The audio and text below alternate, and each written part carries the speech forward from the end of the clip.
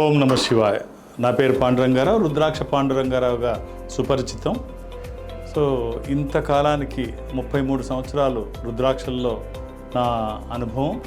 తర్వాత ఇప్పుడు మొట్టమొదటిసారిగా రుద్ర జెమ్స్ అండ్ డైమండ్స్ అనేటువంటి సంస్థ ఈ ఇండో నేపాల్ రుద్రాక్ష ఆర్గనైజేషన్కి అనుబంధ సంస్థగా రోడ్ నెంబర్ 36 జూబ్లీ హిల్స్లో ఇది ప్రారంభించడం జరిగింది.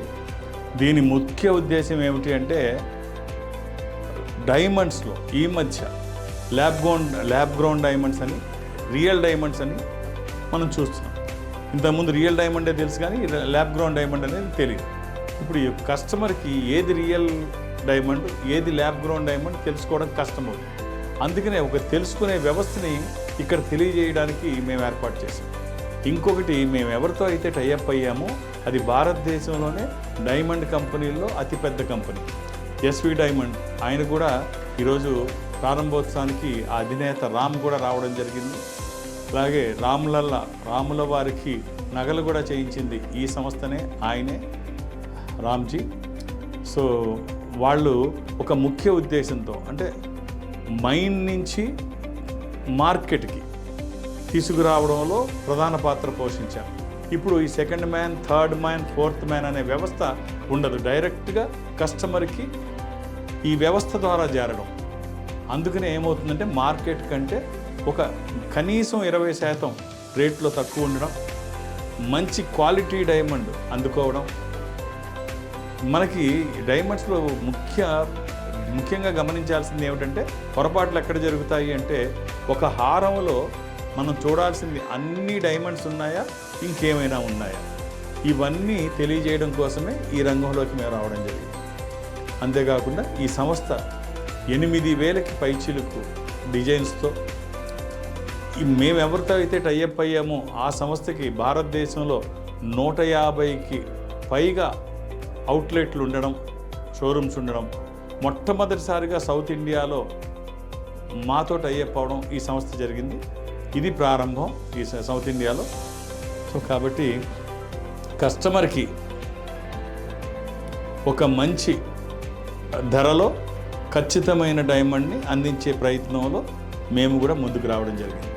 సో ఇంకొకటి ఏమిటంటే ఇక రత్నాలు, నవరత్నాల్లో నన్ను ఎప్పటి నుంచో అడుగుతుండేవారు, నవరత్నాలు మాకు సజెస్ట్ చేయండి అంటే నా సబ్జెక్టు రుద్రాక్ష మాత్రమే అని చెప్పేవాడు.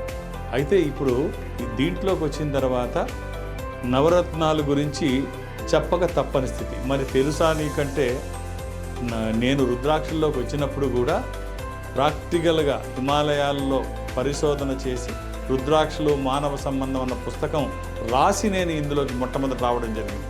ఆ పుస్తకం భారతీయ భాషలు అన్నింటిలో ఇంచుమించుగా అది అనువదించబడింది. ఇప్పుడు అలాగే ఎంతో కొంత స్టడీ చేయకుండా నేను దీంట్లోకి అయితే రాలేదు.